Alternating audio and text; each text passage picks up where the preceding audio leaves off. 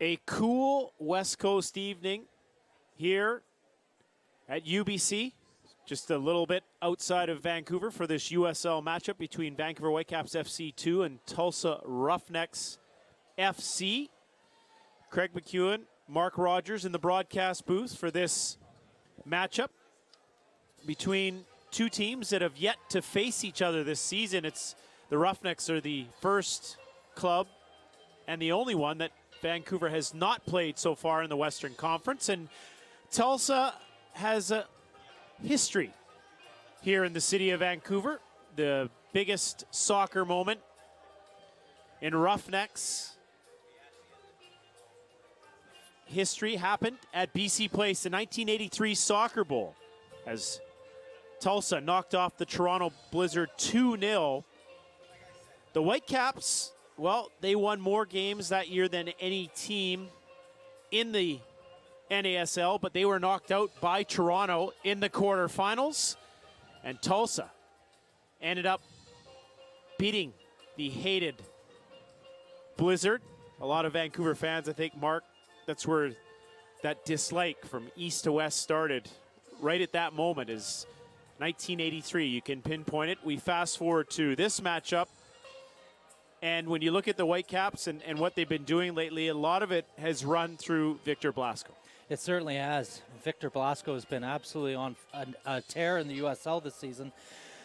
Over the last 4 games, he has 3 goals and 2 assists, and it just comes from such positive play. Initially, he got so much joy in linking up with Billy Schuler as well up front. He's just a guy not much different than his Spanish compatriots overseas that just likes to express himself. When he gets into attacking areas, he's not scared to take on any defender one-on-one. And if he gets half a chance, he's been fortunate. He's been very, very good in front of goal lately. Tulsa comes into this one. They're a pretty good road team. They've had some success away from home, and they've had some success lately. And if you were to pinpoint one player for people to keep an eye on here out at UBC, who would that be? It would be Brady Ballou. He's an exciting wide player. He likes to take people on one-on-one. And he's got a couple goals himself over the last couple weeks. He's a local boy just from down the road in Washington State. He'll definitely be one to keep your eye on tonight. UBC has been kind to WFC2 the last couple of weeks. And when you assess what Alan Koch's side has been able to do here, what are some of the keys to the fact that they've been oh so tough here to play against? I just think that they play with such they come out of the gates really fast. They play with a real urgency and intensity, and that's what's given them the success at home especially. They like to press really high up the pitch, Craig. They win the ball in those areas, and they look to attack right away. Yeah, at times there's against Colorado Springs especially, there had to be some patient possession, but where they've gotten a lot of success is getting on the counterattack and getting through teams' lines very quickly. No different than their MLS partners.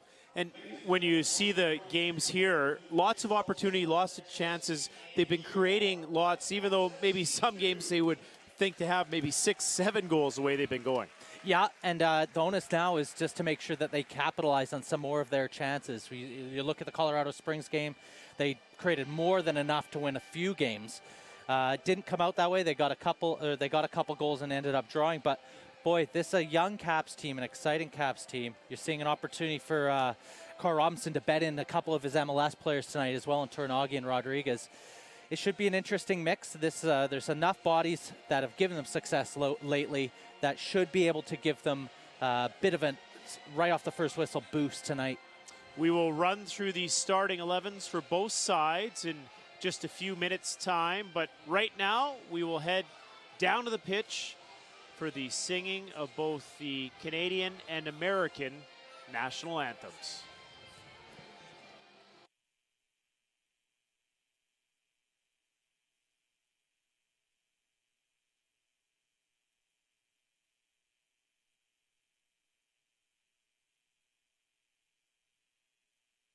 Oh, say, can you see by the dawn's early light what so proudly we hailed at the twilight's last gleaming?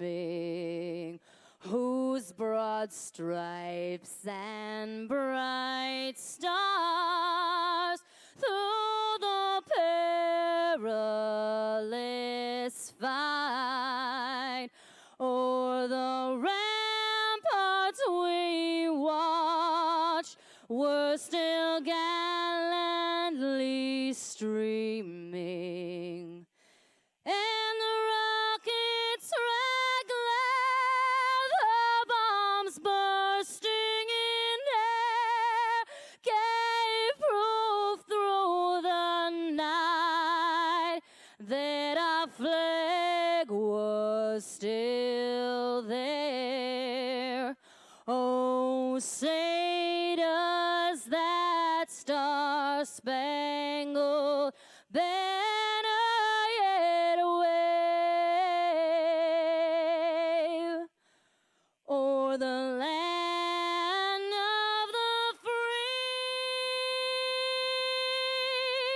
and the home of the brave.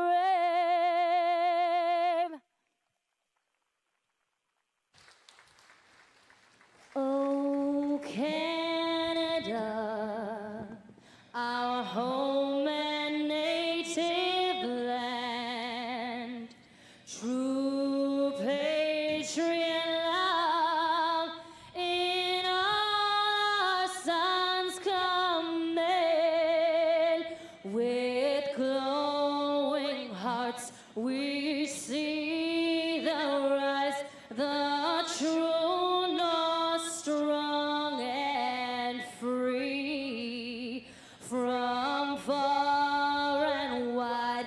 Oh, Canada, we stand on guard for thee. God keep our land glorious and free. Oh, Canada, we stand on guard for thee. Oh, Canada, we stand on guard for thee.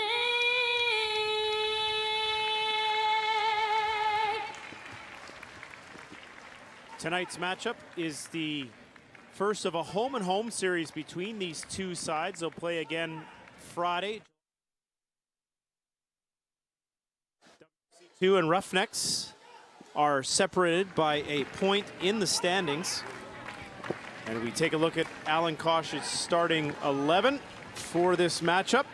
And once again, a mix and match for Kosh. He gets some guys some playing times and some youngsters some valuable minutes. Yeah, no different than what we've seen lately. Starting at home, 11 Greg. season ticket Last week was an member Amber opportunity Norris for both games being participating in in Portland today's starting 11 for photo. both To Robbo find out and how Alan you can Koch to have put your their photo heads together taken and with the give some starting valuable 11, minutes to some please of their visit the MLS sales and players. service booth. This week in they the go back North to more of a Plaza. traditional home lineup with both Rodriguez getting another start. Roseland and McHenry have anchored most of the games this season at home especially. But it's a great opportunity for Blasco to continue in his red-hot vein of form and continue to link up with his mate Schuler up front.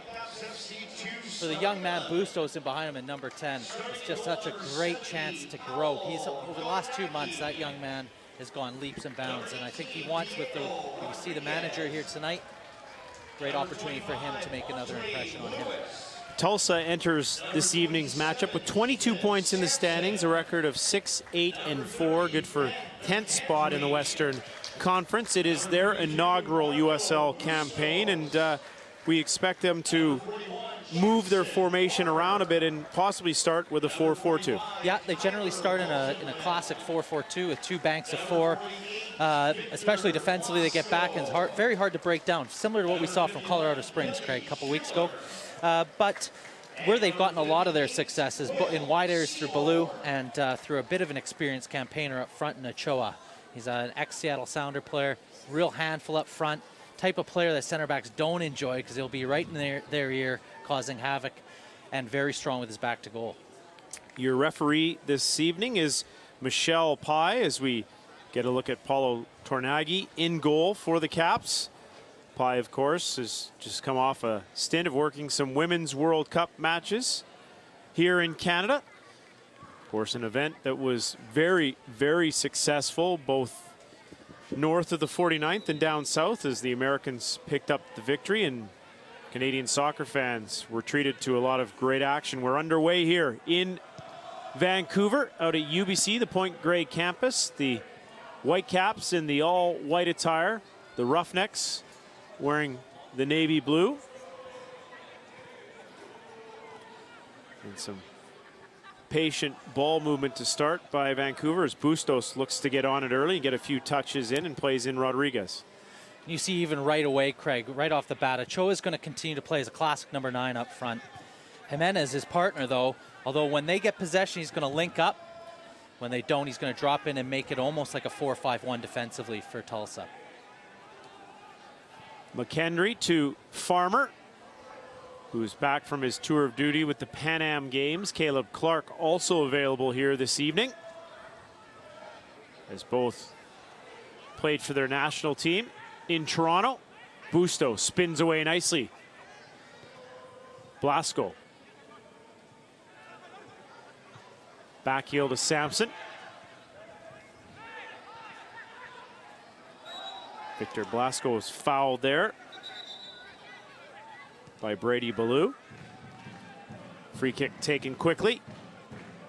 Lewis with Farmer on the overlap.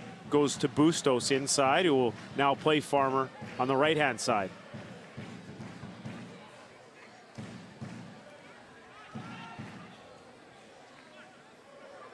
Bustos working off Roseland.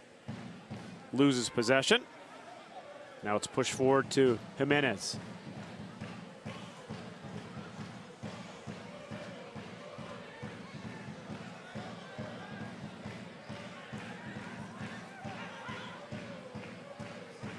Ethan Sampson. Watched there by Ballou. He goes back to Rodriguez. Will Seymour, the newcomer picked up a couple of weeks ago by WFC2, paired with Diego Rodriguez. Picks out McKendry. Some decent early possession so far, Craig. You can see Tulsa's intent, a little bit worried of the Caps counterattack, sitting off them a little bit, inviting the Caps, go on, break us down. Caps just have to continue to be patient, urgently though, because what they have to do is make sure they can stretch the Tulsa defense, pull them apart so there's opportunities and windows to play through them. Ochoa showing he's a big body up front, and maybe someone to deal with. Schuler away after that, with Price getting back and possibly stepping on Schuler's foot, but he's okay.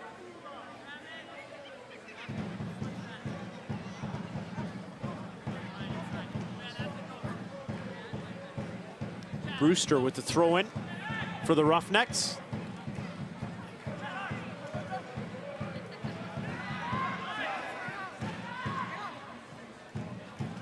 Rodriguez, calm, cool, locks it to Seymour.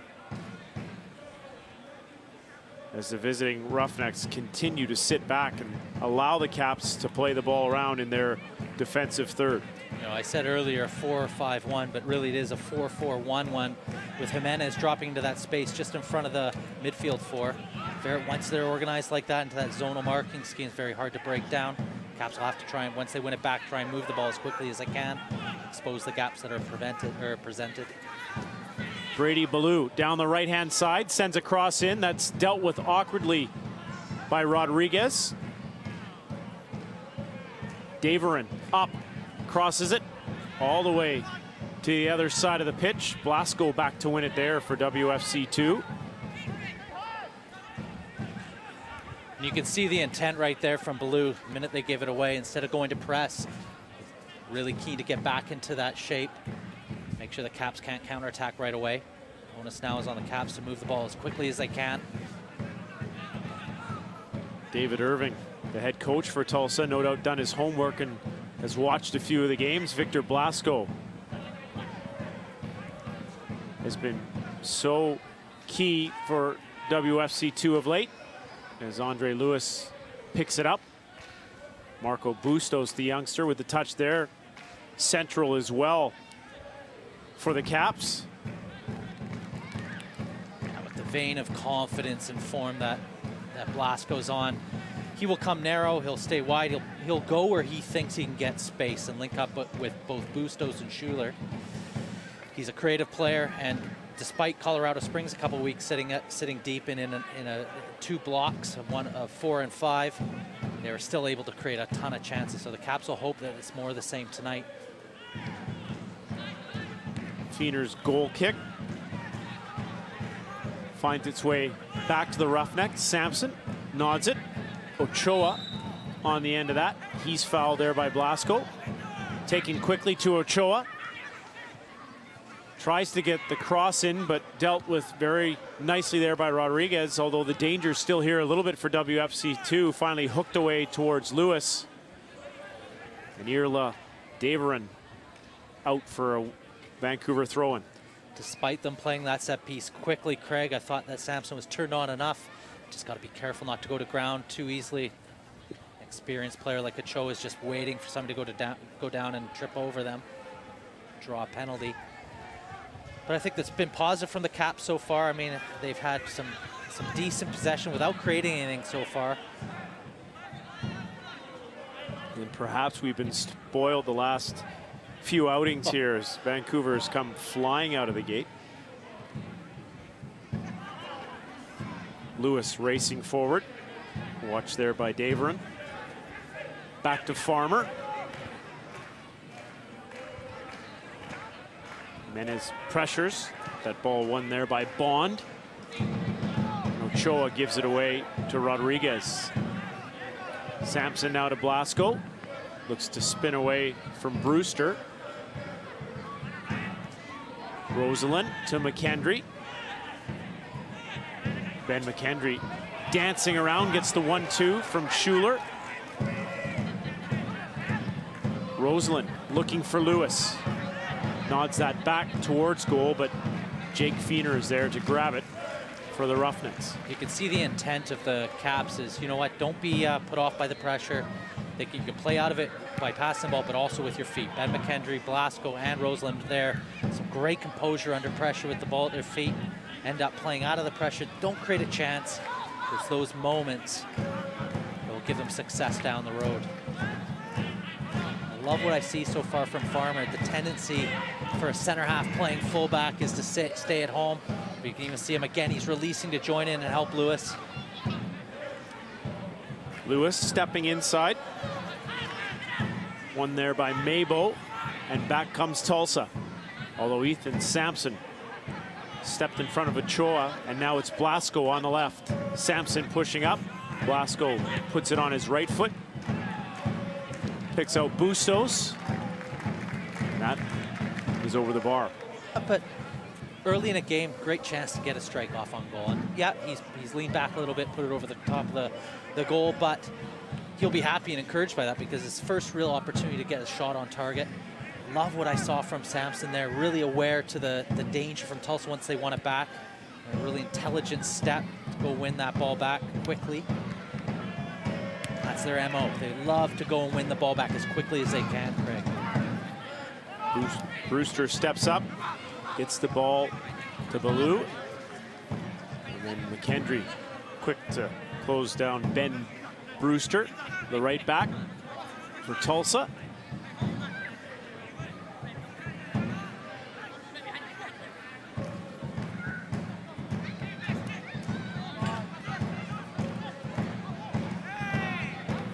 Ball's out for the first corner kick of the evening. All comes from Sammy Ochoa's back to goal play. He's a strong customer. Let's see if they picked up on anything from Colorado a couple of weeks ago, loading it on top of the goalkeeper. It looks like they have 2 in the 6th to start. Ball whipped in there by Daverin, and then over top by Mabo.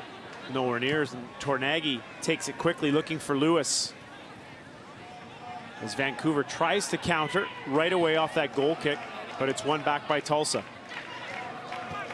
Bond is fouled. As referee Pye blows that dead. Chad Bond down on the turf. I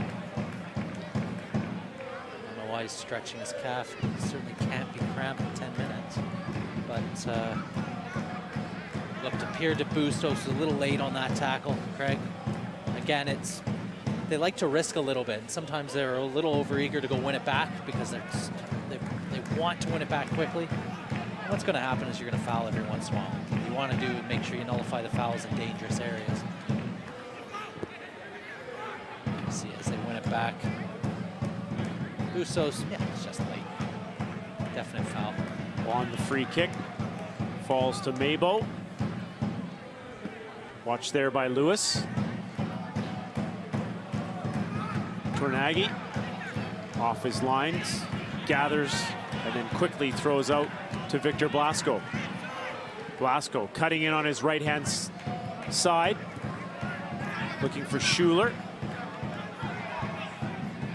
Tough sledding there, as you see the Roughnecks back four collapse and take away a lot of the space and opportunity. They're going to drop and get into their shape as quickly as they can, despite the fact that Tornagi did such a great job sending them on the counter. Baloo sends the cross in. Miscommunication there from Rodriguez and Tornagi, as Rodriguez went up to head that, and it looked like Tornagi could have grabbed it quite easily. You hear the shout from here, Craig. Maybe it was a little late for Diego. He was, I don't know how much he heard it and how early. What happens for a center back if you're not sure you deal with it? And he did. It'll be a little bit disappointing to see him holding his hand up to Tornagi right now. Those little moments can cause goals, and a little bit of indecision there. Love what I see from Tornagi early. He's even trying to set them on the counterattack off a goal kick. Very alert, wants to come and catch everything. Flag up for offside there. As Caps take the free kick. Farmer back to McKendry.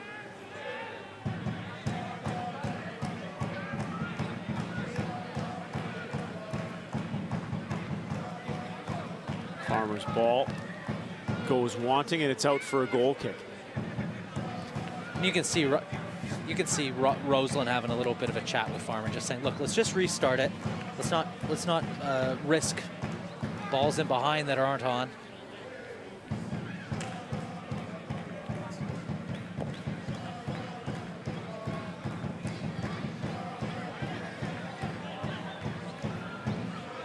Restart by Feener.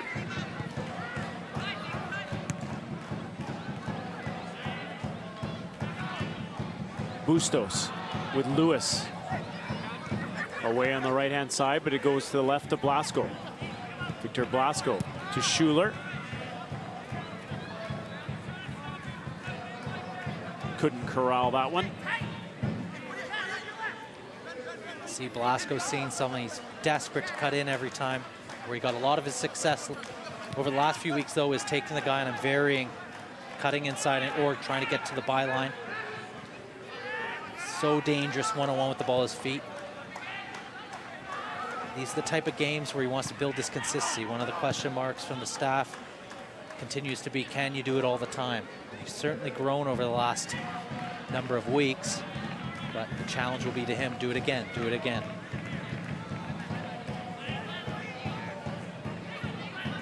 Diego Rodriguez, no doubt like that one back.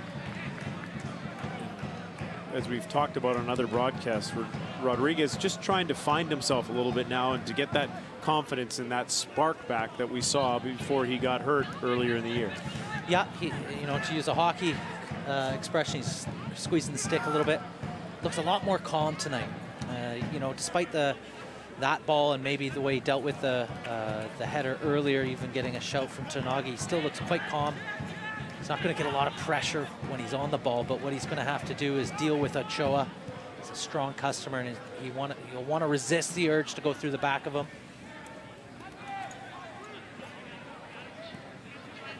Lewis spinning away. Blasco with Sampson pushing forward. Victor Blasco again going inside. Rosalind back out to Ethan Sampson. Sampson will send a cross in. Oof. Billy Schuler couldn't get on the end of that, but that almost had Jake Feener cold in his tracks. Just a teasing ball in behind that back four and the goalkeeper. Just inviting somebody to attack it. You see what they're doing. They've seen the threat of Blasco, and they're over covering, making sure they show him right inside every time he gets it, making sure that he doesn't get one-on-one. There's lots of cover for the fullback tonight. Blasco's going to have to solve that problem for himself, whether it is cut in, but he's going to have to make sure he links up a little bit better with Schuler and Bustos. Love what Ethan Sampson there to overlap though and provide a second option for him. Brewster strong on Blasco that time. Bustos comes looking for it, and Sampson then picks out McKendry. Blasco overhits it into the arms of Jake Feener. Feener quickly forward to Stephen Miller. Miller will play back to Venter.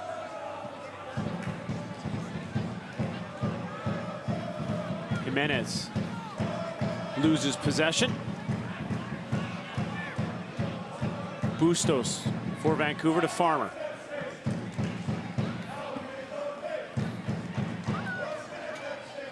Good run forward by Rosalind. Looking for some sort of support, finds it in Lewis. Bustos on his left foot. Bustos with the blast. Feener, the big stop. Hooked away there by Venter. And Marco Bustos doesn't need an invitation to take that. Fantastic strike, and it all comes from patient and good possession by the Caps. It's a well-organized Tulsa outfit. They're going to have to be patient with their possession because they're not easy to break down. Sometimes when you're confident on the ball, Craig, it can lead you to thinking you can open a team up every time you get the ball at your feet. Seeing some of those balls, wayward passes. Success over the last sort of minute and a half has come from just taking the time, waiting for the opportunity to present itself. Victor Blasco towards Schuler. And Ben Brewster sends it forward. Ballou gets his head on that one, but McKendry wins it with Ochoa on his back. Seymour now to Rosalind. Flag up for offside is Schuler, who was in behind Price. Again, very well drilled back four. It's a nice step. Clearly offside there, but just Caps, from a Caps perspective, they just got to continue to keep possession, keep it moving quickly, wait for the opportunity to present itself. Don't force it. When they've done that, they've got a couple of good opportunities through Bustos, although they're not gilt-edged. I think they'll be Bustos will be quite happy with this last strike, really forcing a decent save from the keeper.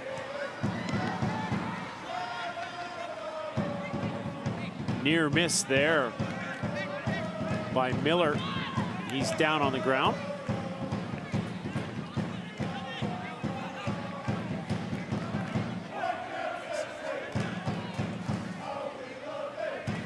Become a fan of the USL on Facebook for exclusive league news and interactive content. And you can also follow the USL on Twitter to become a league insider, join club conversations, and have a chance at exclusive giveaways at the USL on Twitter. McKendry, top of the 18, lays it off for Farmer. Bustos comes looking for it again and chips it forward towards Schuler. Gets it back though. A fortuitous bounce for Marco Bustos to McKendry. McKendry steps sideways. Tries to get it to Schuler, falls for Blasco. Blasco can't get it by Ben Brewster, but it's out for WFC2's first corner kick of the evening. Well, they certainly work it into another good area, and once it gets to the feet of Blasco in the 18-yard box, he only has one thing on his mind. Varies his attack up this time, trying to get to the byline. In the end, very good defending by the Tulsa right back, preventing the cross. I think the Caps will be encouraged with some of their last few passages of play, but need to keep their eyes open at the back as well. Ben McKendry sends that in. Schuler. And a knock aheads there with Stephen Miller. And it's off Miller for another corner kick. Taken short this time. Bustos. Blasco. Chips it forward. Seymour up to win it. Can't get there. Rosalind will collect on the right-hand side. Sends a cross in. Blasco. Lashes at that one and easily taken by Feener. Much more difficult technique than you think. The ball's come from quite high up. He's obviously got to keep his head, and then he's looking for the pressure to come onto him. But with the form he's in right now, you'd expect him to hit the target and possibly challenge the keeper a little more. Another good chance for the Caps. Again, they're going to have to be careful, though, because once Tulsa's come forward a couple times through Ballou and Ochoa, they still have created a couple decent opportunities for themselves, despite not having much possession. Ballou down the right-hand side. Sampson diving in, but that's out for another corner kick. Again, he really can threaten. Ballou, he's quite quick, but he's got good feet, and he always is looking to get in behind a Sampson. Service to him has been good. Sampson's recovery there to block the cross is excellent. But Tulsa's made a lot out of their few opportunities in the final third. Caps will have to continue to defend this like they did on the last corner kick. Daverin to the back post. Knotted down. Tornaghi had problems with it initially, but Paulo Tornaghi managed to collect and gather off the header from Bond. Not sure the benefit of having a guy drop the ball. You're basically just sacrificing a player for no reason on that corner kick. For the server. They've done it both times they've taken it. Daverin has hit a left-footed in-swinger. And the service has been good, and they've recognized where the Caps have maybe been found wanting on a couple set pieces recently is in that 6-yard box, and they're piling bodies in there. Brewster, the free kick.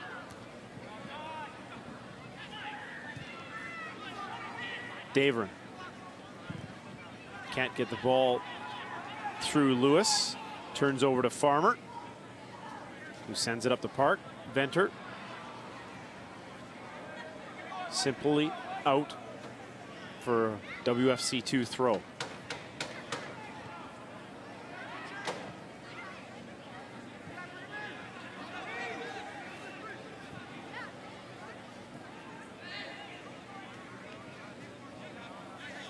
Rodriguez, McKendry. Taking a look up top for Schuler. Nothing there, so it goes to Rosalind, all the way out to Farmer. Bustos in a little bit of a pocket. Onto his left foot, Marco Bustos to Billy Schuler! Feener the save. Flag up for offside of Marco Bustos. Well, we all know how good Bustos is in that little pocket in front of the two center halves. Once he gets turned, he can cause all sorts of problems. Does a good job of linking up with Schuler there. Challenges the goalkeeper. That's about all you want as a manager, is to see that those shots are going on target. You know, when he follows it up, you're hoping that he's not offside, but not much chance for him to check his run there. It's promising from Schuler. He hasn't really gotten going yet in this game. You know, he's usually such a busy customer up front. Likes to put himself about, in behind, in front of both center backs and occupy them. But it's been a little bit too easy for the two Tulsa center halves so far tonight. Will Seymour of the Caps called for the foul there.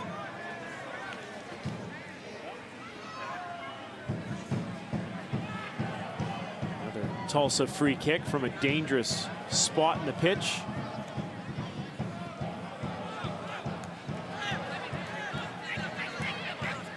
No foul there, although Venter was pushing off. Referee Pye has blown it dead. Yeah, just looking for the advantage. And you know how we all know how the Caps like to counterattack. Give them every opportunity to do so. Definite foul. Draped all over, very well defended there by Schuler.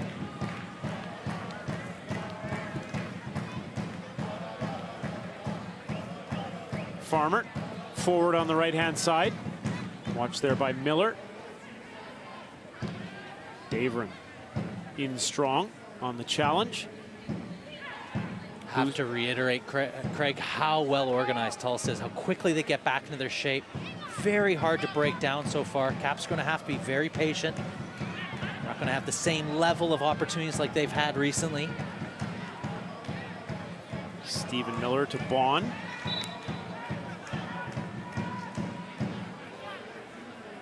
Whistled down there by referee Pye. It's Chad Bond. Looks to take the free kick, but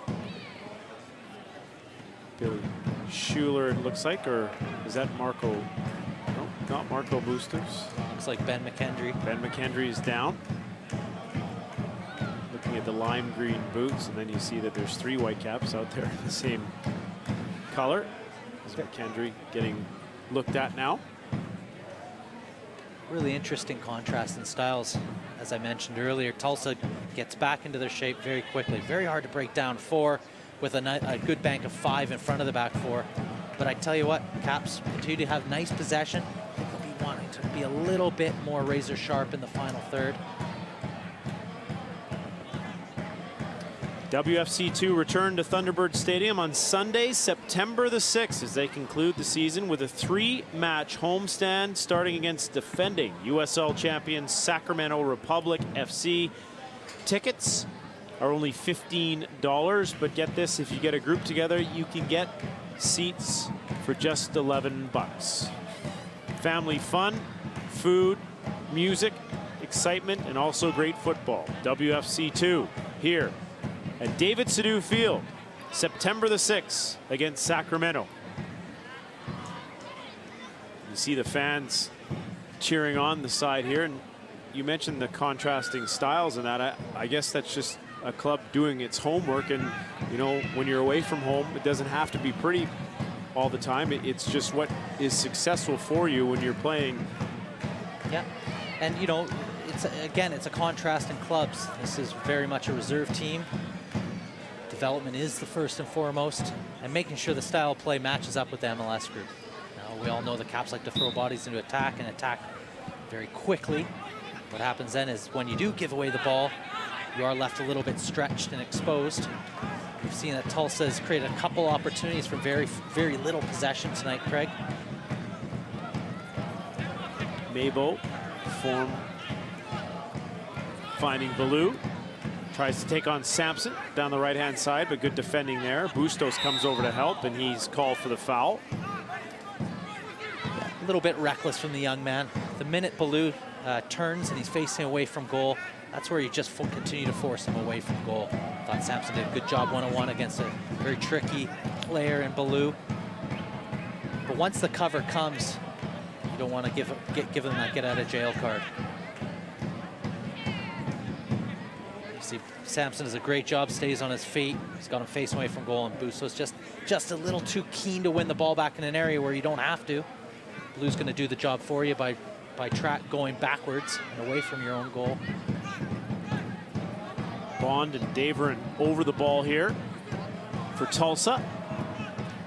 Ternagi appealing the fact that Irla Daverin has now picked up the ball as the Caps try and set their wall.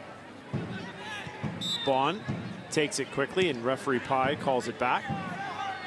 I just don't understand the point of having a player drop the ball. You're sacrificing one of your attackers. Bond sends it in there, punched away by Tornagi, bravely off his line. Danger still here, though, for Vancouver. Rodriguez goes up to try and win it. He gets his head on it, but it falls in front of goal, and Brewster's shot deflects out for a corner kick. Paulo Tornagi has come to play here this evening. Super sharp, very sharp. And you can always tell a keeper that's full of confidence. And don't forget, these minutes in the USL has given him that. He looks to come very early. He's made up his mind there to come and punch right away. He's got a good hand to it. Bond takes it in. His corner goes out for a goal kick, and once again, Roughnecks FC with the 2 players on the ball on the corner kick. Yeah, and they're getting bodies in the 6-yard box. You can see that's what they want to do, is load up in that area.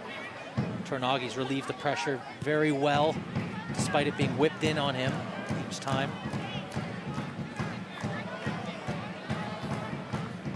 15 minutes to go here in the first half at UBC. Scoreless right now between WFC2 and Tulsa Roughnecks FC in this USL matchup.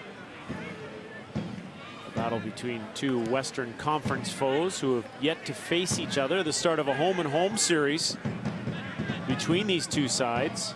Vancouver will travel to Middle America for a game next Friday.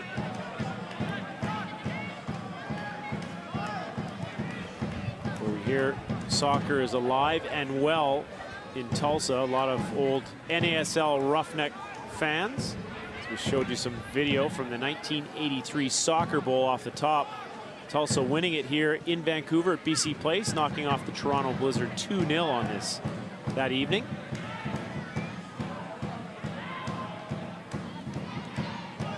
Miller forward, watched there by Roseland. Farmer will play him in and then get it straight back, and away he goes up the field, looking for Schuler. Closed down there by Venter. It's off Davern for a throw-in for Vancouver.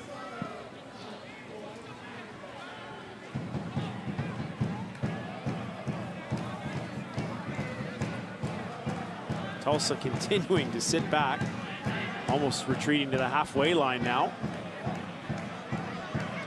Really is bogging down in that middle third. There's so many bodies in there. It's really congested. And Alan Koch has Caleb Clark up, already looking to make a substitution to try and change things up. Ballou racing forward, but Tornagi is there first, as he has been from the get-go. Quick again to the ball, and will play through Seymour to Farmer.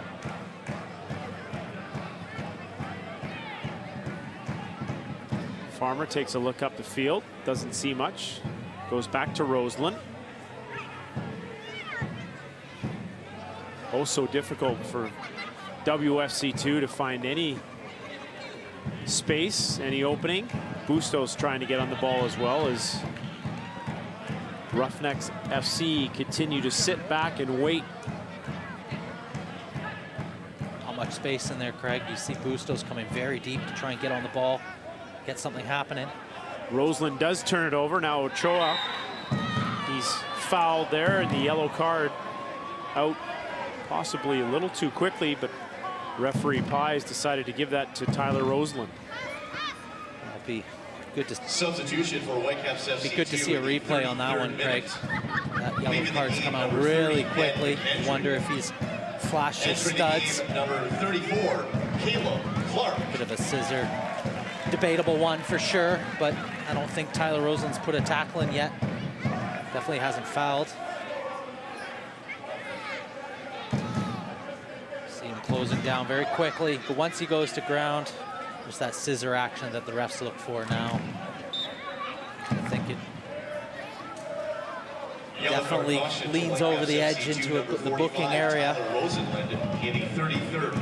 Still, it's hard for me to swallow those from my playing days. Well, especially too when you think there's not much in it, and the game hasn't really gone that way at all. We see that right away, the yellow right off the bat.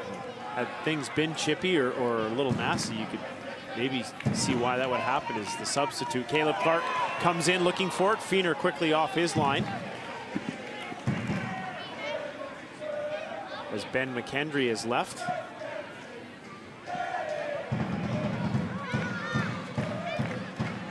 Be interesting the next couple of minutes to see what type of adjustment Alan Koch made here.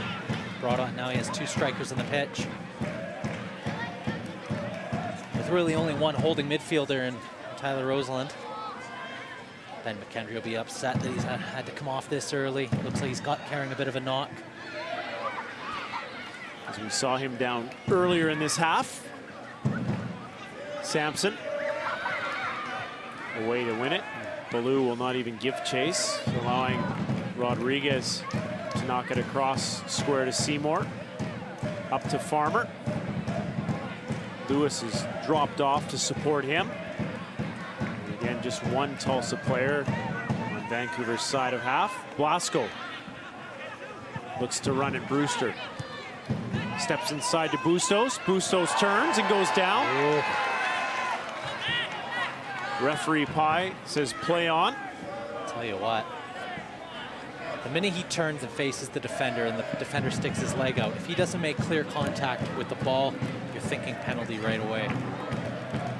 Rodriguez does well to win that challenge, but Ochoa gets it back. Jimenez to Daveron.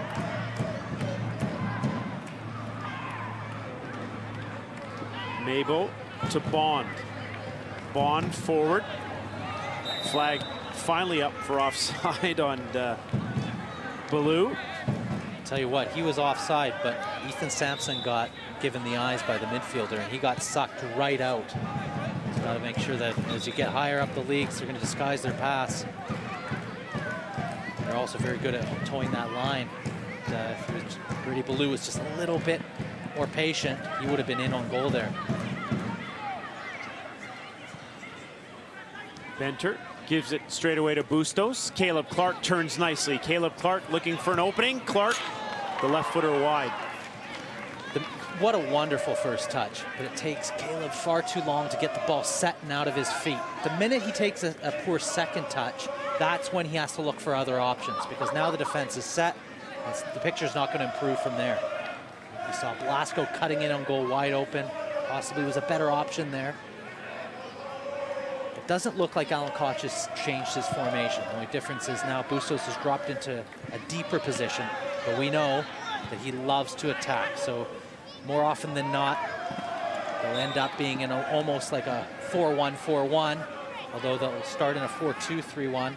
But Bustos will look to release and get forward all the time. Not much different than Ben McKendry, very much a box-to-box player himself. Miller, straight in the arms of Tornagi. Easy pickings for him, and Lewis now away on the right to Farmer.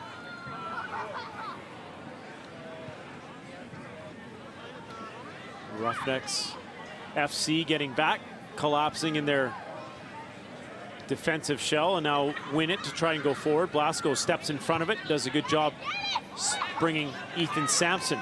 Sampson with Baloo chasing him, back heels to Victor Blasco. Blasco once again cutting inside. Caleb Clark can't keep possession. Mabo forward for Ochoa. Daveron races forward. Plays it back to Jimenez. Miller loses it. And now it's Schuler's turn to race forward for Vancouver. The break's on here. Billy Schuler gets to the end of that. Oh.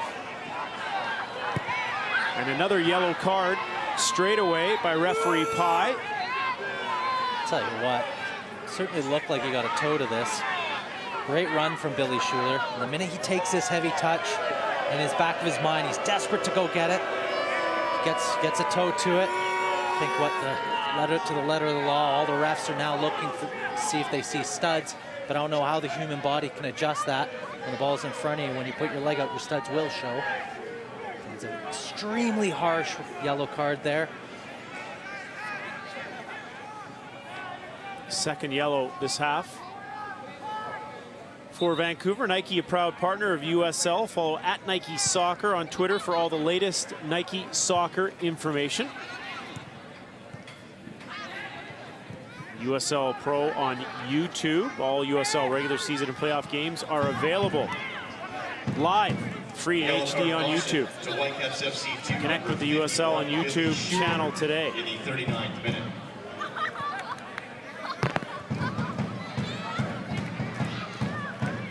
Just think, Craig, the referee is very accomplished, so quick to brandish that yellow card on both occasions. Sometimes it's better just to take a second to think about what just happened. Both debatable. Caleb Clark brings it down. has some room on the right. Lewis inside of him. Clark runs out of real estate, but does a good job in picking out Bustos straight in the arms of Feener. Yeah, and again, the Caps are going to have to release when they get those opportunities. That was a 3-on-3 opportunity. Caleb Clark just has to get the ball down and under control a little bit quicker. In the end, he makes a very good decision to cut the ball back and keep possession. And once Bustos gets it facing goal, you know he has one thing in his mind, is try and get a shot on target, which he does on his less preferred right foot. It's going to take a moment of quality here to open the game up. Being the home side, Caps are going to have to just show one moment of quality, then get their nose in front. Tulsa's going to have to go forward and get a little bit more stretch themselves. Those on the home side to open them up. Lewis switches it, or tries to pick out Blasco, but Brewster back to get that. When you talk about that moment of quality, it has to be positive, though, for WFC2 that it's the youngster Bustos looking for that opportunity. Yeah, and that's his third strike on target, or 2 on target, 1 over the bar. So he is looking to score all the time. But what I really like about Bustos, he has the foot on a string on his, or the ball on a string on his feet. And he can get that shot away, but he can also set the table for somebody else. You can see him looking and scanning very quickly. He can operate in very small windows of space. See why they're so high on him. Free kick taken quickly by WFC2. With 4 minutes to go here in the first half, plus stoppage time. 0-0 your score between Tulsa and Vancouver in this USL matchup, the first of the year between these two sides.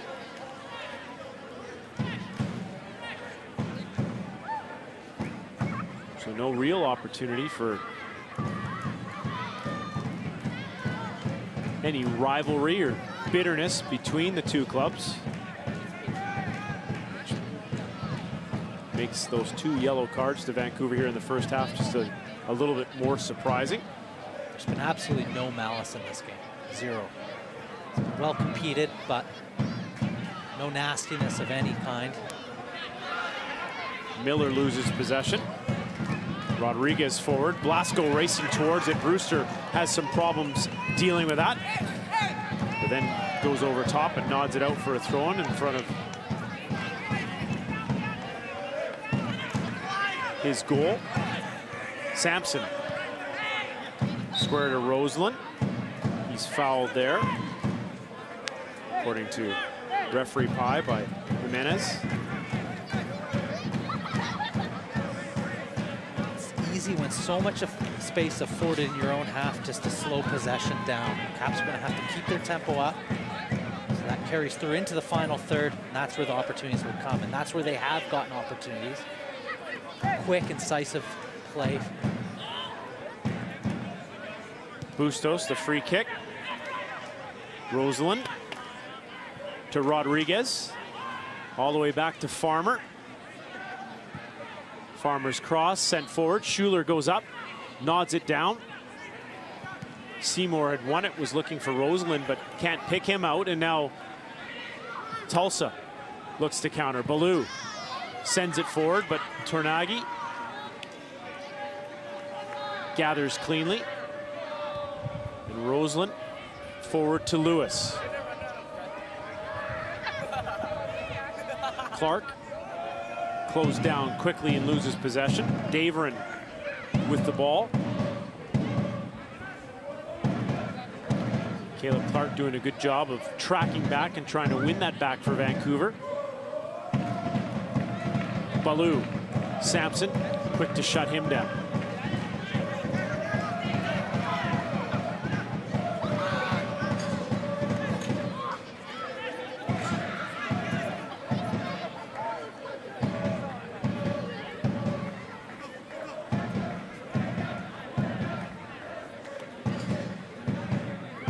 Ben Brewster, throw-in.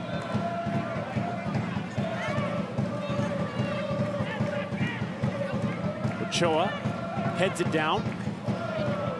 Jimenez to Daverin. Daverin drills that just by the far post. Ternagi takes it quickly to Bustos. Bustos overhits that. Blasco can't get on the end of it. Even hit that beautifully. Flew off his foot. In the end, Ternagi had it covered and was very comfortable, but it's just a moment there where you're thinking, is that going to flash into the far post? 1 minute of stoppage time here as we hit the 45-minute mark at UBC. And I think it just all has to be a little quicker for the Caps, that's all. You know, that's where they've had their success throughout the season. They can take a little bit of a page out of Ternagi's book tonight. You see his urgency, his quickness and of thought and play. Ochoa, the foul there on Rodriguez.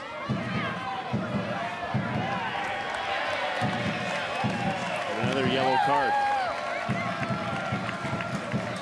Again, I'll be interested to see this one. Two tough guys coming together. Diego's fully committed to it as he comes out to it. It's going to be a coming together of two bodies. A foul for sure. Sammy Ochoa is a big dude in front. In a minute, those two collide. It's going to look worse than it probably is. He's just trying to pin the big center back for the Caps. Again, it's a little harsh. I'd like to see less cards flashing out of the pockets, Craig. Perhaps more goals as it's 0-0 after 45 minutes here at UBC. And your score at halftime. you talked about the pace of play, and maybe Vancouver's been lulled to sleep a little bit with this retreating Tulsa group that just seem to want to sit in their own end and in essence not even counter that quickly. So what changes or what would you look to say at halftime if you're Alan Koch? Well, there's been very few opportunities for the Caps just to outright counter. Tulsa's very organized and they get back into their shape extremely quickly. And that's kudos to them. The onus is now on the home side to move the ball and switch play very quickly, make Tulsa work. When they do, eventually they're going to get some tiredness in their legs, Craig, and those windows of space between defenders and midfielders become bigger. That's when you have the opportunity to play through them. But right now, the Caps have carved out a few chances for themselves, and it has come from very quick and incisive play.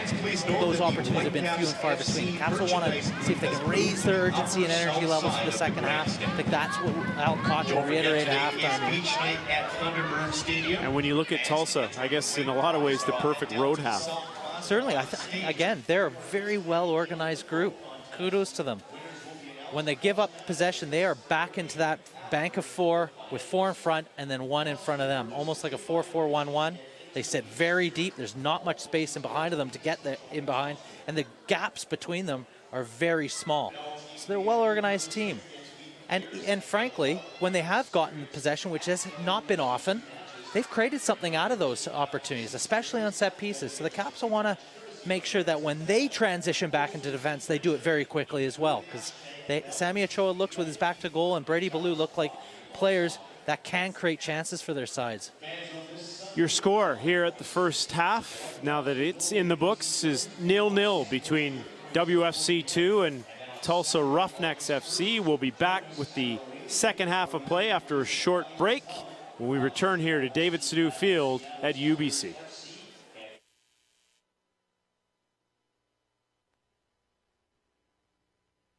Come on, move it, move it! Oh, Timmy, come on, move your big American feet, son. Good move, Eric, good move. Thank you. I'm not going to pass it to you. Mario, you said something? Ladies and gentlemen, Oh, come on. young man they call Scooter. We didn't know I was going to do this. Good man. How about a round of applause? What are we doing here? I don't know. Hey! Why are you going to kick me? Oh, I kicked you. Oh, Steve, now today you'll be nice to me, huh? Scooter, you're a wonderful person. Thank you, Steve. Kind. I will take that, baby. You want to go out for lunch or something? Yes, anytime. Just for saying that. You are the best teammate I ever had. Oh, really? Yeah. I didn't know that. Hey. Zach, this is Paulo talking, and Steve, they're saying wonderful things about me. I hope you can hear this.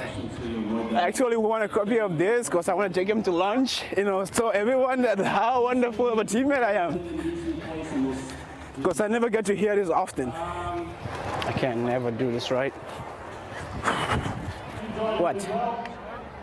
The what? I can't tell me. If you don't tell me, I don't know. Faster than that, Maro. That number 9 looks good, huh? Morales, go behind Kent. Oh no, you're good. You're good. You're good. Ready? Come on, goalkeeper. Come on, make us proud. Yes, go back. Go back. Go. You're gonna make us lose. I know the one. You're supposed to stay here. Run, man. Me fall? I didn't fall. Nico! Hey, switch it, Keno! Switch it! Mario! Sorry. Yes! Sorry. Yes! Hey! Hey, Timmy! Debbie! John!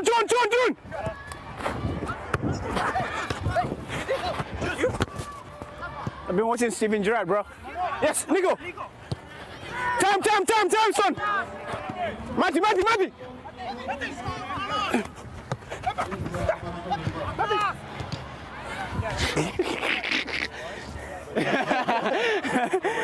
Let's make our own fantasy football league. Oh yes, we're gonna make our own, and you're invited. He's in ours. You're good. He's bad. He just doesn't know how to play. Name 2 football players. What? Blake Griffin?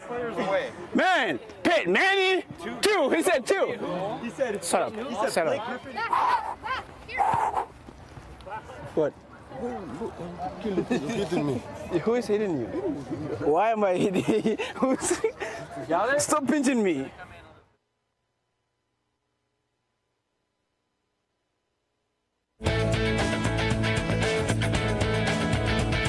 You do a lot of cooking at home, or? I do. I cook for the family normally. You miss anything about Danish home cooking? A little bit, especially my mom's stews. I miss those a little bit. You can tell he cooks at home. It's hands-on. I like with the egg on. I think that gives it a little bit of extra dimension. Nicely done. That's actually perfect. That is David Osted's brioche burger with a fried egg. Enjoy.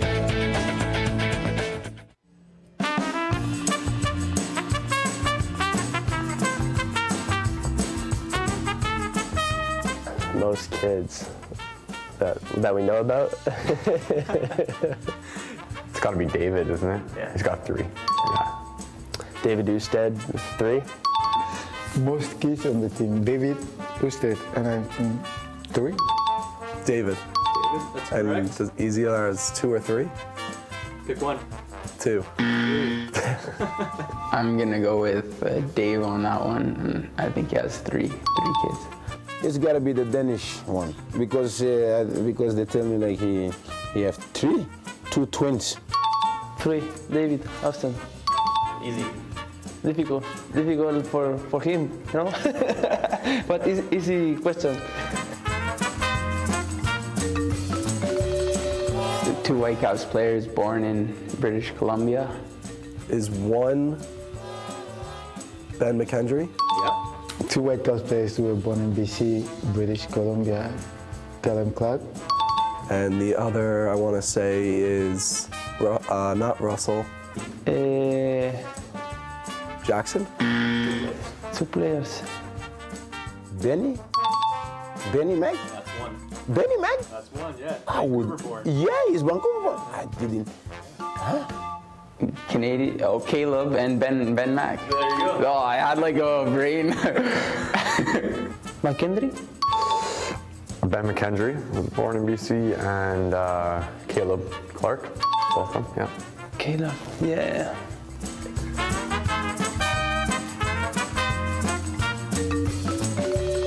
January 1st? First day. No, it's a tough question. I don't know. Is it Beta? January 1st. See, that's tough because that's in the off season, right? So we never know.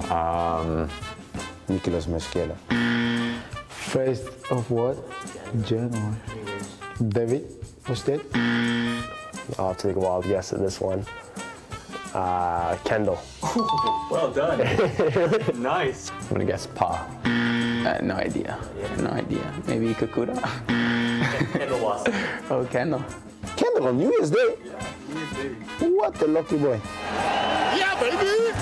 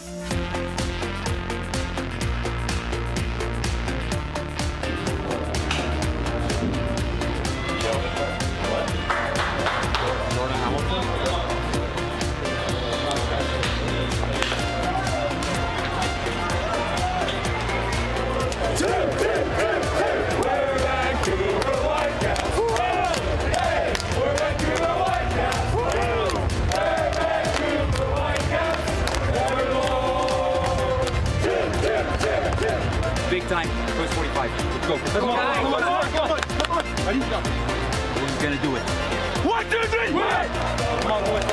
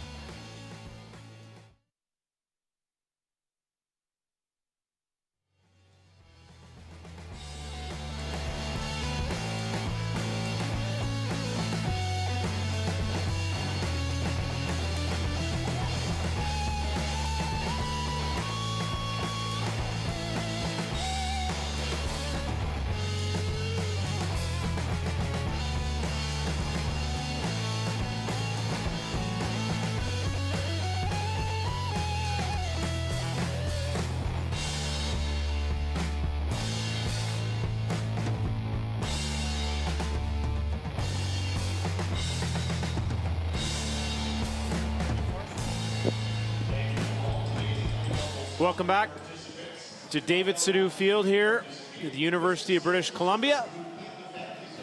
I want to thank you for watching this USL match on YouTube between WFC2 and Tulsa Roughnecks FC.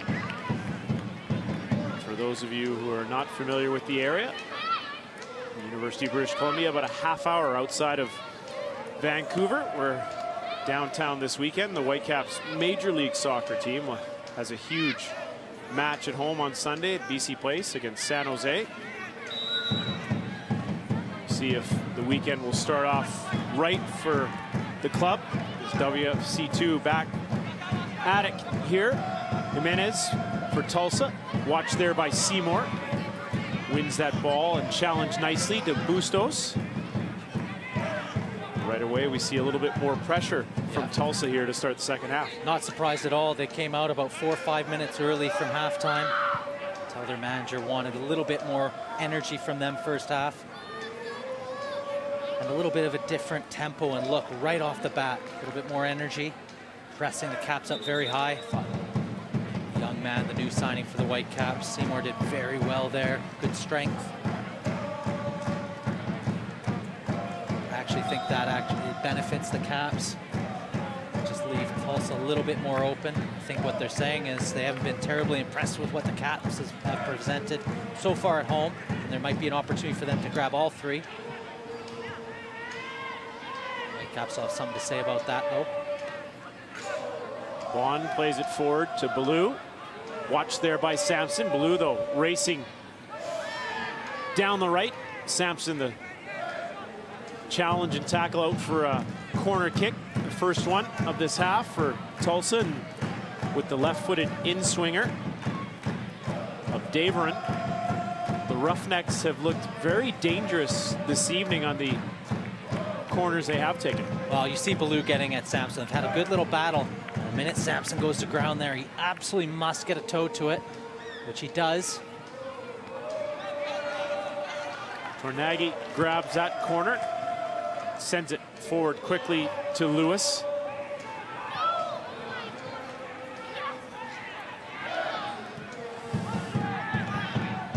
Lewis dwelling on the ball just a little bit too long as Tulsa is able to come back. Farmer's cross, nodded away by Brewster. Lewis takes a wild swing at it, can't connect. Bustos on it now. Marco Bustos. Surrounded by 4 Tulsa players, and he loses it. Jimenez by Rodriguez, who goes down. Jimenez, Tornaghi coming up large for WFC2. Yeah, the minute Rodriguez blows a tire, he's in on goal. And again, Tornaghi, he has been razor sharp tonight, Craig. See him again, so quick on the last corner, sending them on a counterattack. Lewis takes ever so long to get the ball under control. Good opportunity to counterattack, and they've been few and far between for the Caps. Schuler looking for some room, and his left footer goes wide. And Tornaghi, quick off his line, cuts down the angle. How quickly does he get down to his left? Fantastic save by Tornaghi. And you think that's going to inject a bit more life into the Whitecaps. It's a fantastic opportunity for Tulsa to get their nose in front. Now it's going to be extra hard for the Caps to break them down. The impetus now is to get back into the game. It remains 0-0, but should be a bit of a wake-up call for the Whitecaps there.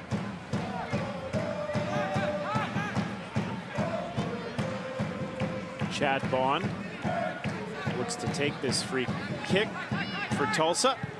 Looking forward. Sampson up to win it.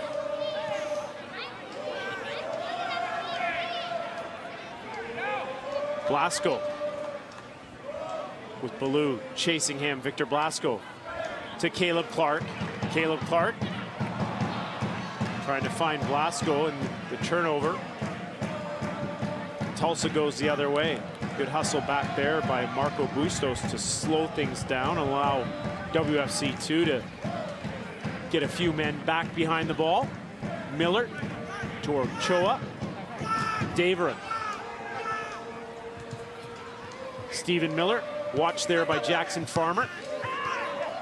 Bond Poor ball by him. It's out for a goal kick. And again, Blasco's just going to want to vary his runs. He's so good with the ball at his feet. Remains very confident in taking on the fullback, but each time he's been quite happy to cut inside. It's become quite predictable for the Tulsa back four. See if he can get down to the byline, create opportunities for that position. The minute Caleb Clark gets into that 18-yard box, the ball facing goal, he'll be wanting to create a little bit more with that opportunity. Ballou can't get by Ethan Sampson. And now Victor Blasco away on the left-hand side. Caleb Clark moving to the middle. Blasco keeps possession. Closed down there by Bond, out for what is a goal kick apparently to referee Pye, and that looked like it went off Bond, out for a corner for Vancouver, although not a lot of protest there from Victor Blasco. Certainly looked like a corner to me, Craig. But again, Caps, there was a good opportunity again for the Caps to counterattack. Blasco recognized it, gets at the center back. In the end, well defended by the two Tulsa center backs.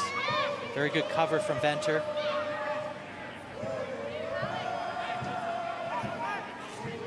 Bond to Ballou. Ballou sends a cross in. Miller cuts it back. Ochoa finds the back of the net. And just like that, it's 1-0 Tulsa. Well, it was coming. They really came out of the gates fast the second half, Craig. And it's not a surprise that that attack started with Brady Ballou. Again, he gets into a wide area, whips in a decent ball, but fantastic cut back there to set the table for Ochoa. And a guy with his, it's a fantastic touch. You see that as Sammy Ochoa, man of his experience, doesn't need any more invitation to score there. Buries it, no chance for Tornaghi on that goal. It was by him before he could do anything. Now it's going to be extra difficult. The Caps are going to have to move the ball a little bit more urgently. Tulsa has no desire now to get stretched. You see them right away drop into their bank of four with a bank of four in front. It's going to be hard to break them down, but the Caps are going to do so by, when they get the chance to counterattack, do a little bit more decisively. In possession, move the ball a little bit more quickly. Sammy Ochoa's third goal. Schuler's foul there. We'll see what WFC2 can do with this free kick.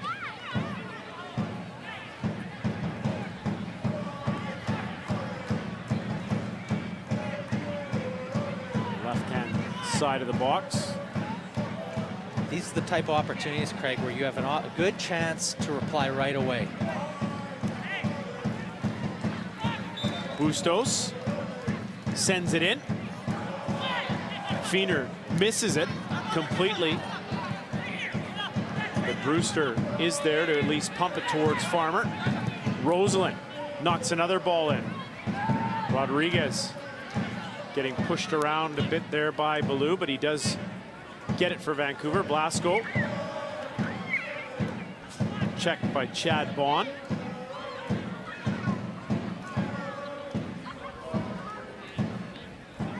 The goalkeeper missed it. It's panic stations. Caps will be hoping that there would be somebody a little bit more alert to that mistake. In the end, it was fairly well defended by Tulsa after the mistake from the goalkeeper. Brewster awkwardly away. Jimenez racing forward. Tornaghi under duress, can only pump it up the park.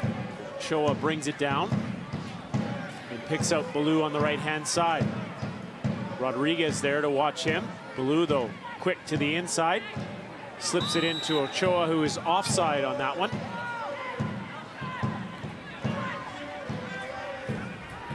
See, Ballou, when he sees he has an opportunity to get in any, either the fullback or center half one-on-one, he does so, and he does so decisively.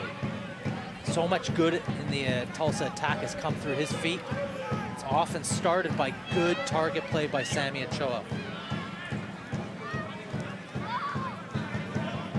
One thing that Brady Ballou has done a good job of is mixing up those runs. And going down the line at times, cutting inside other opportunities.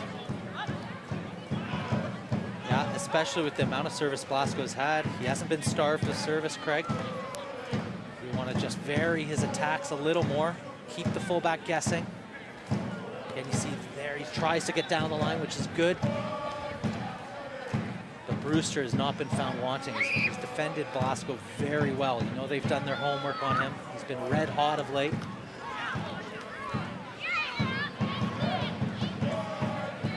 Brewster's ball forward. Won by Ochoa, and then Seymour just clears his line. It's out for a throw-in.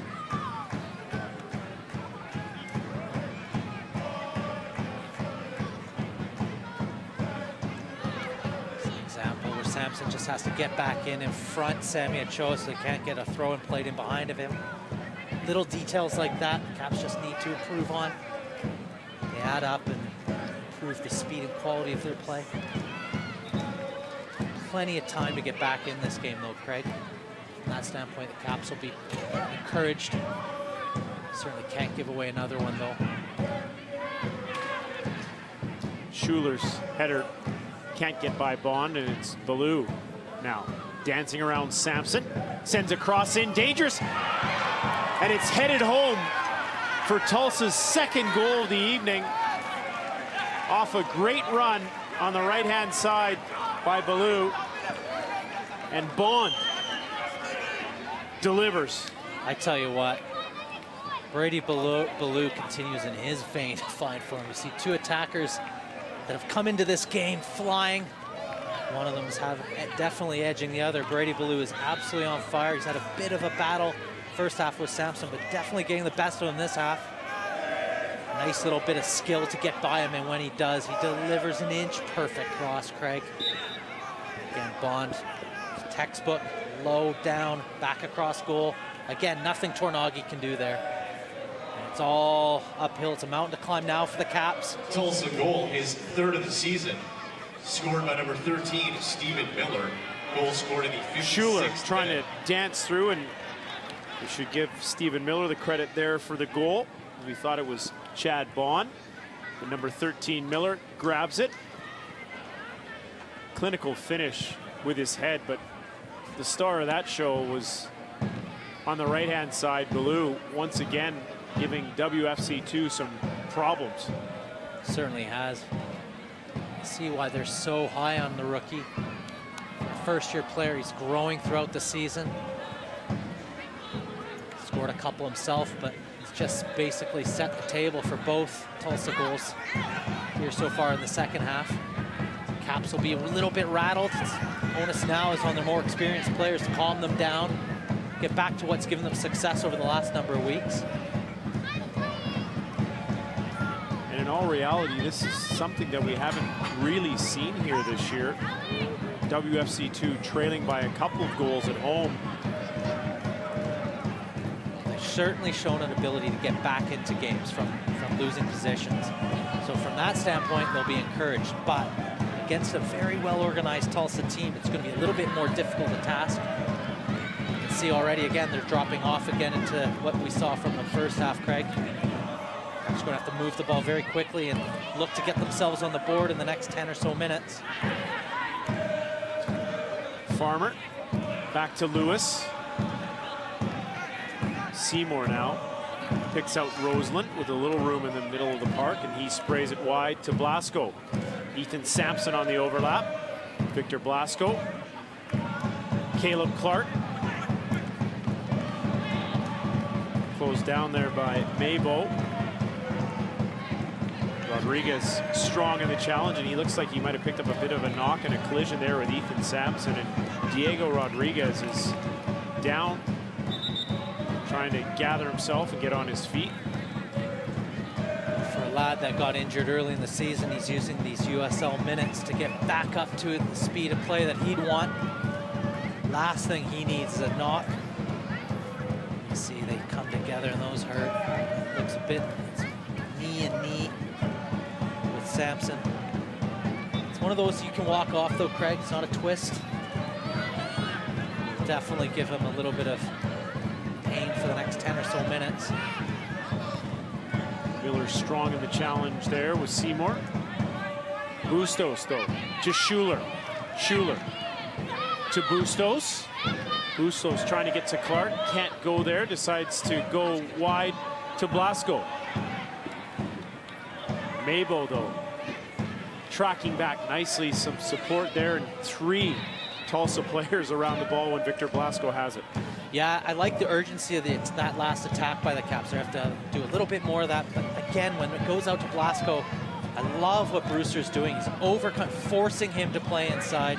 And the minute he does, there are tons of Tulsa bodies on the cover, just congesting that space. They really have keyed on Blasco tonight. Jimenez can't get it through to Ballou. Mabo does win it. It's a great learning experience for Blasco, though. Good players find solutions to these type of problems. That's what this WFC2 is all about this year. A chance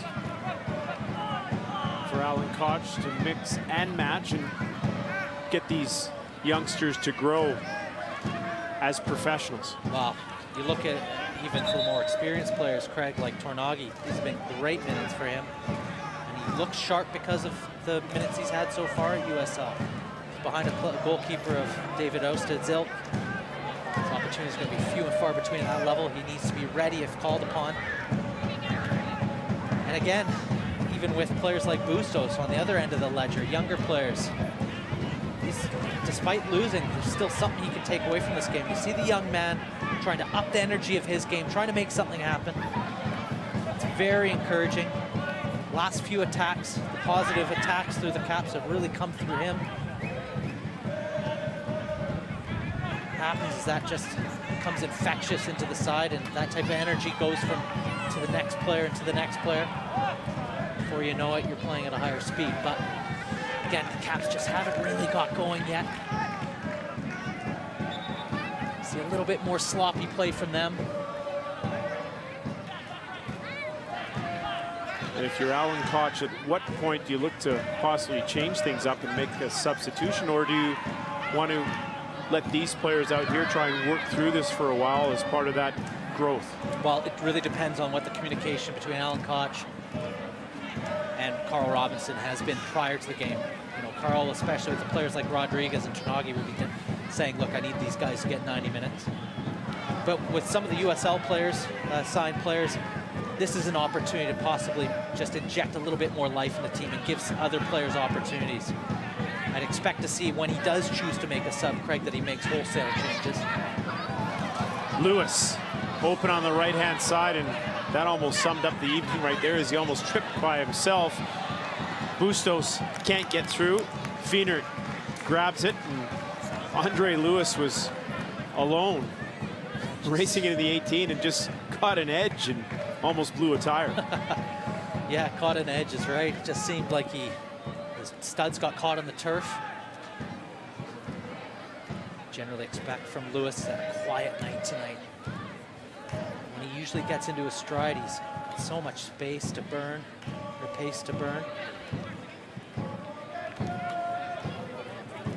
See Billy Schuler just trying desperately to try and create something. His energy levels have been below his expectations as well tonight. Ochoa, one of the goal scorers here for Tulsa in the second half.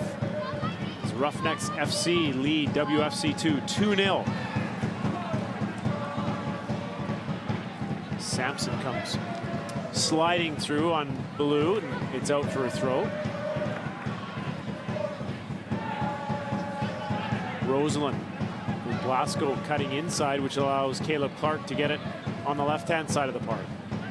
Back to Roseland. Once again, a mass of blue jerseys back around the ball. Lewis, though, clever flick over to Bustos. Farmer, back to Bustos.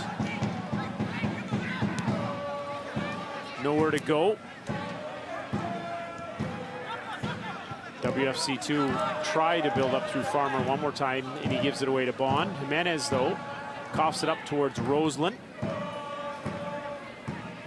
Price Plays it to Baloo, and it's back to Brewster. Sends it up the park. Jimenez to Ochoa. And down he goes. Become a fan of the USL on Facebook for exclusive league news and interactive content. That's the USL on Facebook.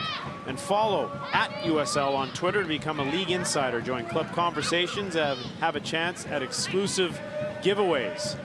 That's the USL on Twitter. Blasco trying to get by Brewster. That's out for a goal kick. Yeah, and again, having spoken to some of the staff, been happy with what they've seen for Victor Blasco, but again, want to challenge him with his consistency. Just has not gotten going today. But again, the better he does, defenses are going to key on him, and they're going to present him with different looks, make it much more harder on him, and that's what Tulsa's done. Every time he's got it to his feet, they've forced him inside. And there now, you have to think he's getting a bit discouraged now. They'll have to try and put that aside. There's only one bit of quality, and they're back in this game. Baloo. Watched there by Sampson. Rodriguez over to help. There's a great example of when you get to the byline, especially the way Brady Baloo has, you get second chance opportunities, because what happens, you create corner kick opportunities. He's done a very good job tonight, especially in the second half. He's desperate to get down to that byline, forcing Sampson into a covering tackle. Well timed by Sampson. Once he goes to ground again, gets his foot to it. But when you cut in and the opportunity's gone, it's cleared, there is no second chance opportunity. So the more that you can get to the byline, the better it is. Daverin sends it in. Ochoa tries to get his head on it. Tornaghi punches. And that blast there by Henry Maybolt doesn't get through. Lewis brings it down, has some support on the left. Goes to Blasco. Blasco, as the crowd rises. Victor Blasco taken down by Price. And what looked like a promising counter for WFC2 ends up in nothing. Fantastic chance to get back in the game for the Caps. Again, Tornaghi sends him on the counterattack very well. Great distribution from him. Nice little first touch by Lewis, and good composure setting Blasco in, but it just hasn't been the Spaniards' night so far. Just has to keep his head down, keep going. Rodriguez launches one in. Clark, free header there, slipped in behind the back four. One of the rare opportunities, and Caleb Clark with a good chance for WFC2. Yeah, and again, that's one of those opportunities. The big man has to do better there. He's unopposed. Nobody's even challenging for that header. At least you must challenge the goalkeeper and get that header on target. In the end, he mistimes it. Disappointed when he sees the highlights and the replay of that. He seemed off it as well. I don't know if he didn't expect to start.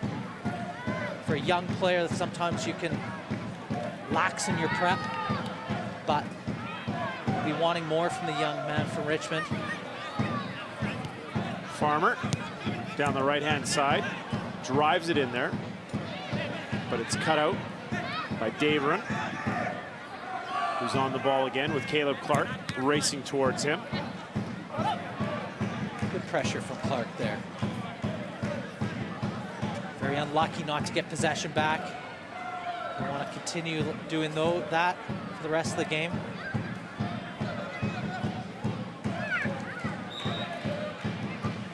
We talked about wholesale changes. There looks like there's 3 WFC2 players up now for Alan Koch as we inch towards 20 minutes left.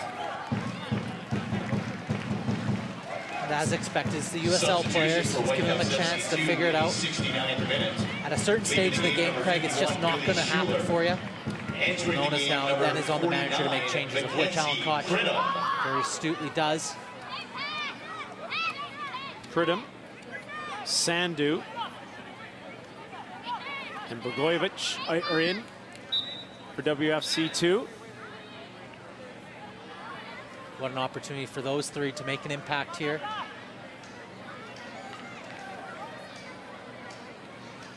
Substitution for Whitecaps FC2, also in the 69th minute. Joining the match for Tulsa. Andre Lewis. Entering the game, number 19, Jimenez is out.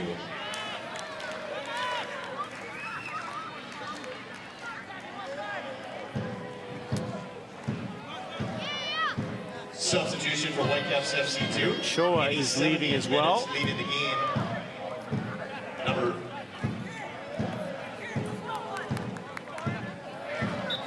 48, Victor Blasco. Shoa putting in a good shift here, picking up a goal. 47, Jovan Blagojevic. Kieran Kidd joins the fray for Tulsa.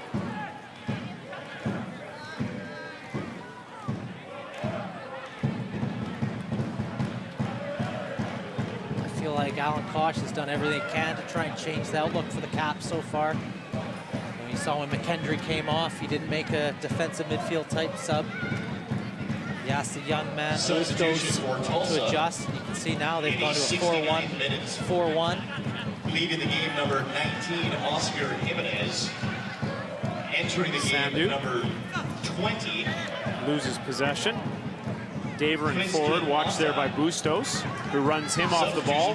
Farmer now away with some space to roam. Caleb Clark comes and shows nicely. Rosalind switches it to Sampson. Ethan Sampson. Forward, ball falls for Rosalind to Farmer. Farmer with men in the mixer, sends it forward. Clark misses the header again. Tries to get on the end of that. Pridham also looking for it, but can't connect, and it's all the way back to Rodriguez. I think the important thing here is, Craig, is there's always something, especially from a development type side, things that young players can learn. And what they can learn is they have to have a certain expectation of urgency for every single game. Lacked it a bit. They've certainly been playing very well over the last 6 or so weeks. Just hasn't really rolled for them tonight. For players like Caleb Clark, when they're given an opportunity, they have to be ready. They have to be sharp.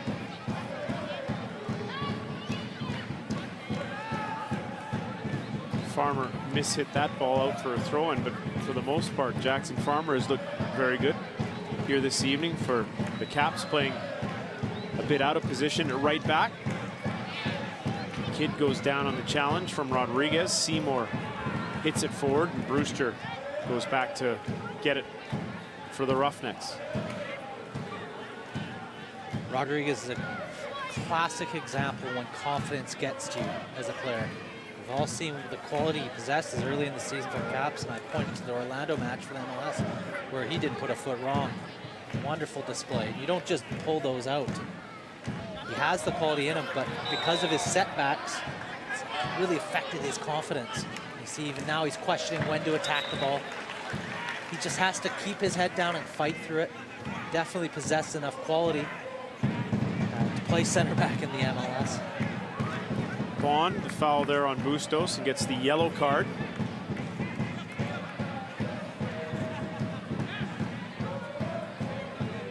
Yellow card caution to Tulsa number 8. Chad Bond in the 73rd minute. Bustos, the free kick.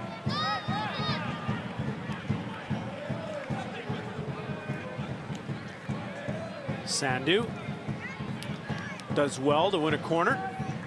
And again, it gets getting to that byline. Get to that byline. What happens? You get corners, you get fouls, second chance opportunities. As long as now as the Caps capitalize on one of these. Corner, whipped in, nodded away. Daverin out there on Rosalind, looking for some sort of support. Has to go all the way back to Sampson, who plays in Farmer. Bustos still busy, still looking to get involved. Poor ball by him, but races back to try and win it, and then ends up committing a foul. Pridham there as well.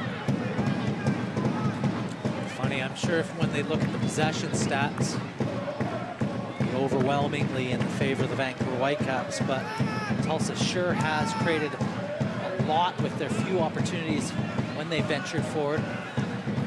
Every time Brady Ballou's got the ball at his feet, he's looked very dangerous.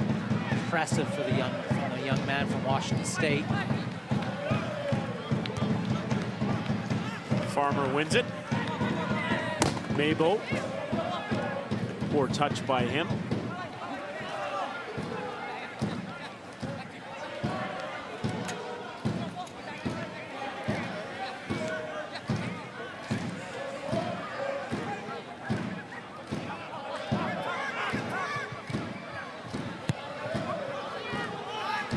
Venter forward.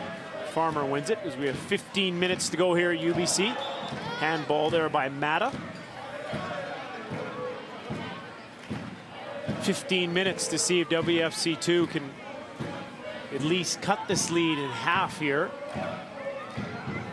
For the most part, Tulsa keeper Jake Feener has not been all that busy. Disappointingly for the Whitecaps, Craig is less busy than he was first half. Probably a good indicator of the way the second half has gone for the Caps. But still time to get back in it.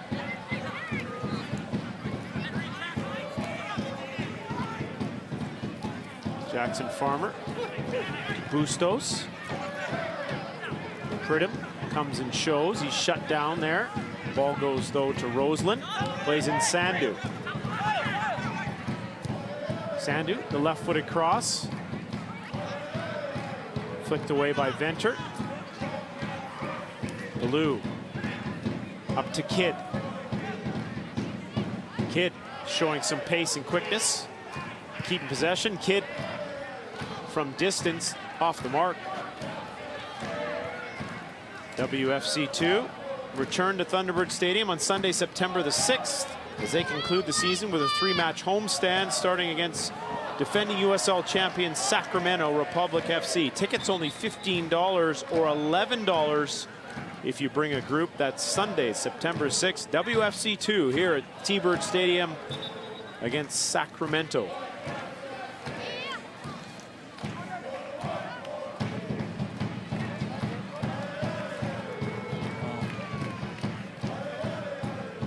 Just hasn't gone their way tonight. No. You have mid-season games like that do happen. No excuse for the Whitecaps. They'll be disappointed with their performance tonight thus far. But again, still 13 minutes and injury time to rescue this.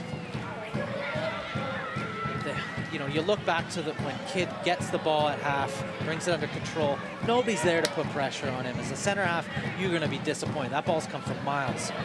Once he's turned, he runs at people. There's not enough urgency for the first defender to then go close him down. In the end, he waltzes to the edge of the 18-yard box and gets a shot away, doesn't hit the target. But it's those type of things that doesn't matter if you're losing 2-0, if you're up 2-0. Those are the habits of good players. And the Caps recently have played ever so well, especially at home. It's a bit of a blip tonight, Craig, but for a young group of players, again, what an opportunity to learn. And that's why this environment is absolutely vital for the Whitecaps. It's, again, a great learning, night of learning for them. Bustos. Caleb Clark. Forward. Bustos. Off the ball from Pridham. Feener grabs it. And I say a week ago, he probably buries that chance. I tell you what a great little passage of play, though. It's a nice little reverse pass by Caleb Clark, again by Mackenzie Pridham. And the way Bustos has played over the last month or so, you would have expected him to bury it. That was a nice little passage of play, though. That's a definite positive. And at moments, we've seen that from the Caps tonight, especially in the first half. They've had glimpses of quick, incisive play, and you're going to have to play quickly like that because this Tulsa team gets into their shape very quickly. They defend very well organized too. Jordan Haynes entering the match. Jackson Farmer's night is done. Solid effort by Farmer. As Haynes goes in. Entering the game, Alan number Koch 42, makes another Jordan substitution. Haynes.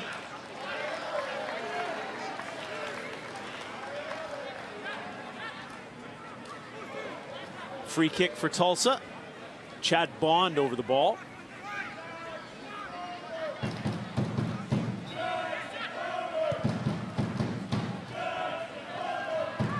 Nagy grabs it.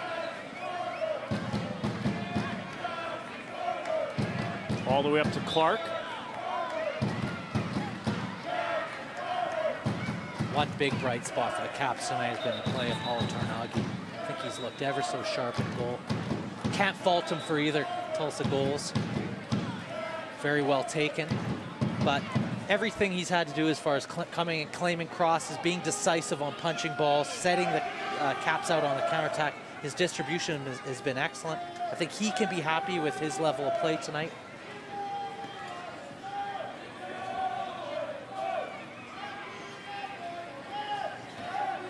Jordan Haynes over the free kick as we have a stoppage here for some blood on Baloo. It'll give us an opportunity to tell us that Nike Soccer is a proud partner of the USL. Follow at Nike Soccer on Twitter for all the latest Nike Soccer information. USLsoccer.com. Have you visited the new USLsoccer.com? Get the latest news, live stats. Check out the new social media hub as well. That ball lifted in and then lifted out by Tulsa. WFC2 just can't seem to find one here this evening. About 9 minutes to go, plus any added time. Roseland to Bustos. Sampson now on the right-hand side as he overlaps and gets the ball from Sandu. Sends it in. Wiener punches, falls for Roseland. Mata cuts that out, and Baloo gets it. And sends it forward towards Kidd. WFC2, though, retained possession. Down a couple goals here at UBC, at home. Haynes, his cross. Not good enough. Cut out by Tulsa.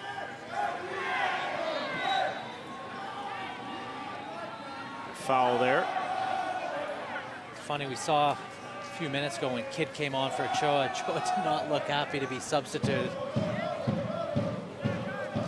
But this is just one of those moments again where the minute Kidd gets turned, he looks like a very speedy guy, and that's the problems get worse from there. With a speed merchant like that, you can defend him two ways. You can either sit right off, or you can get ultra tight and make sure he doesn't ever have the opportunity to get turned and get at players.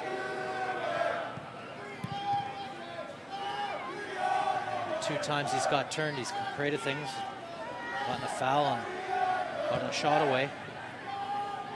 Been a good sub for Tulsa so far. Brewster does well to pick out Baloo. Kidd there with it.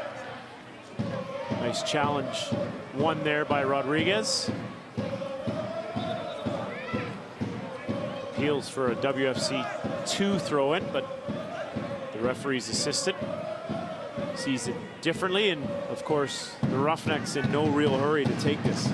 No, and there is no reason for them to speed the play up. They've got 2 goals to the good in front.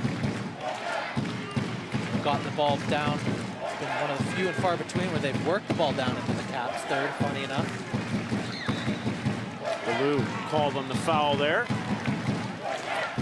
Certainly punished them when they've gotten down there, Craig, and they've looked dangerous. And emphasis on the Brady Baloo with the ball at his feet. Made the most of their opportunities for sure. And the Caps, we'll see if they have a few more chances to find the goal here late in this USL match. The start of a home and home between these two sides as Vancouver is off to Tulsa next week, and Bond is off up the field. Mata goes down. The foul given there. Good refereeing on that occasion. Lets the play carry on, looking for the advantage. Calls it back when she sees there is not one.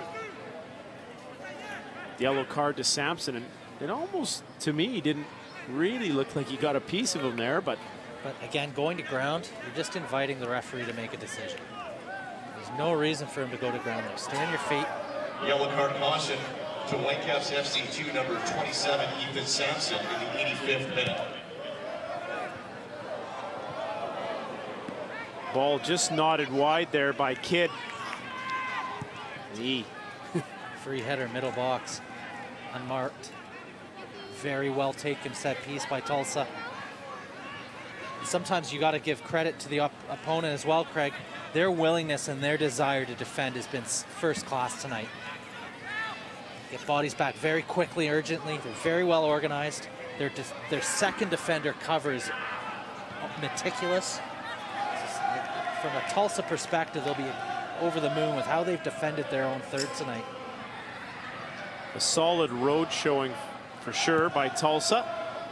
And just that desire and want to get it done. This kid wins that in front of Seymour. And there's another example, Craig. As a center half, you're losing 2-0. If you have to foul to make a point, go through them. Ballou. Goal 3 for Tulsa. Brady Ballou buries it. Goes down awkwardly on the challenge. Calls for a substitution.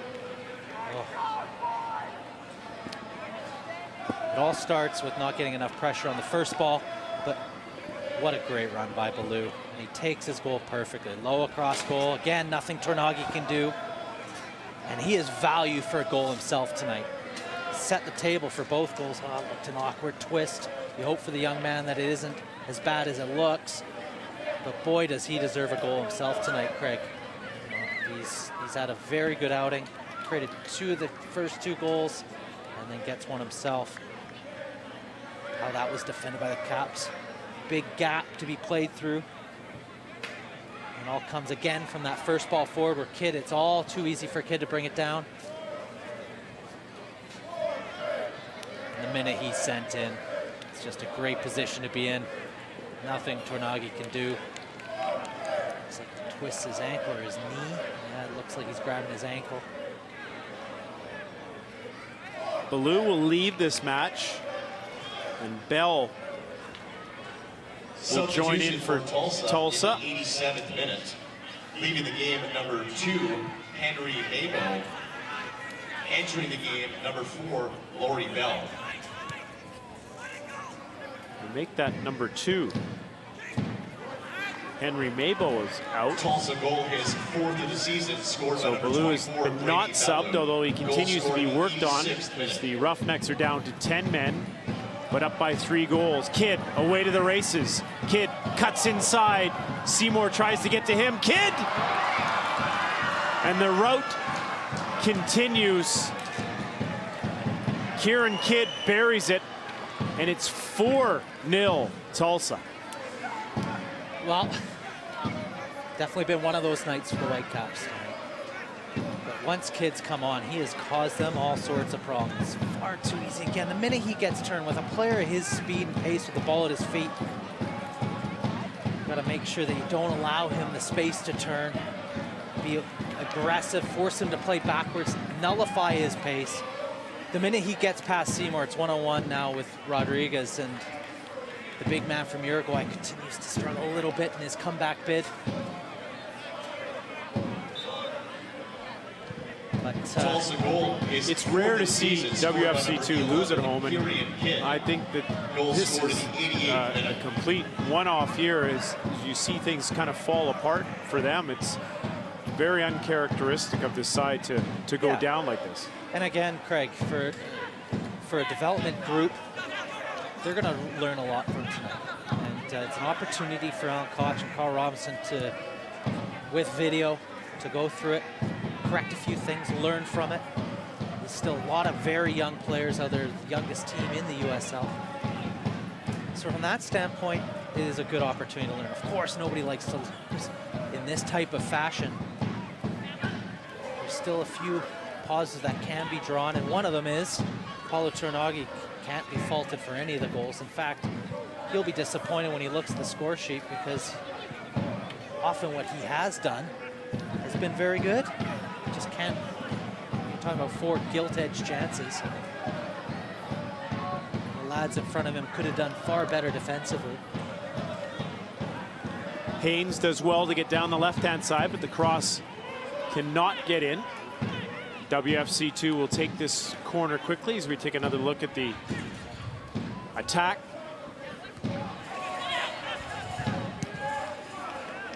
Well, you see Pridham. He's quite keen to get to the byline again. Gives him a chance to get a second chance opportunity on the corner kick. Not able to capitalize, but often you can chalk one of these up to just one of those mid-season games.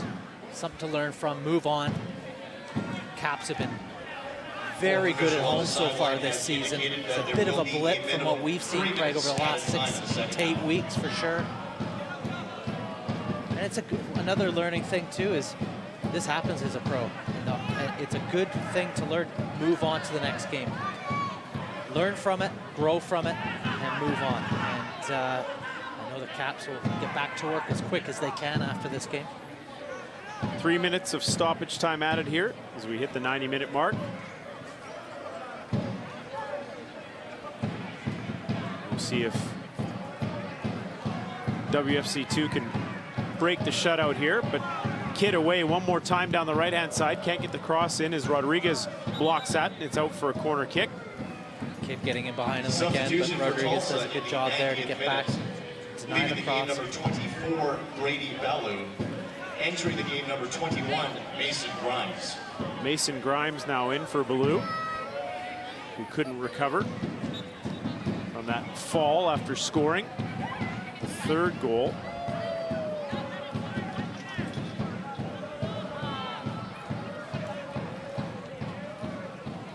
Out for another corner kick for Tulsa as they take it short.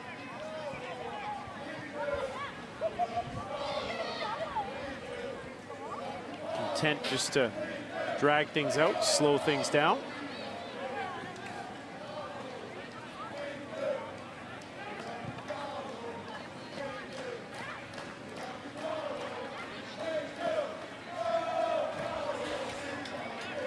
Vancouver throw-in. When you talk about learning from these situations, it will be quite some time now before WFC2 play another home game. And we'll have to see how Alan Koch's side bounces back going out on the road. The next game here, not until September, when the Caps will end with 3 straight. At home at UBC, Caleb Clark on it. Sandu sends it in. Cross a little heavy. Haynes does get on the end of that. WFC2 trying to get something, a consolation goal. Late. Foul there. Whistled by referee Pye. And we are pretty much close to done here this evening. Well, as I said, it's a learning opportunity, but wins and losses are always important. The fact that this is a reserve type environment for the Whitecaps, there are other positives that can be drawn. It's more minutes for Bustos. Paulo Tornaghi had a good outing goal despite giving away 4 goals. Those are the type of things that they will draw from because these are learning experiences. Every pro has gotten a hiding on occasion. It's how they respond and learn from it. And I think you'll see a big response from the Caps 2 side with the next outing. But I think for the fans that have been coming to Thunderbird, they know that it's a bit of a blip for the Whitecaps. They've had some outstanding games here, especially against their Cascadia rivals. It wasn't their night tonight. Ball didn't go their way. They'll be disappointed with their performance tonight for sure. But I tell you what, Craig, you've got to give credit to Tulsa. They were excellent. Their opportunities were few and far between on their attack, and they were ruthless. And they punished them. Brady Bellew, what an outing. And this kid has a future. Definitely impressed with the kid that came off the bench. Kid thought he caused all sorts of problems. But just wasn't to be for the Caps tonight. And I think you have to give credit to Tulsa. I thought they came into town and had an excellent professional performance tonight. Disciplined, dangerous, And at the end of it all, Tulsa Roughnecks in the city where they won the 1983 Soccer Bowl. They walk away here with a victory in their first USL match against WFC2. 4-0 is your final from UBC. Our next game here at Thunderbird Stadium, as mentioned, not until the month of September. WFC2 conclude the season with a 3-match homestand starting on September the 6th as they take on the defending USL champions Sacramento Republic FC. Tickets only $15, $11 if you bring a group. Lots of food, lots of fun, music, excitement, and also some great football. WFC2 uncharacteristically fall here this evening. Your final score, 4-0. We thank you all for watching, and we'll see you all again in September.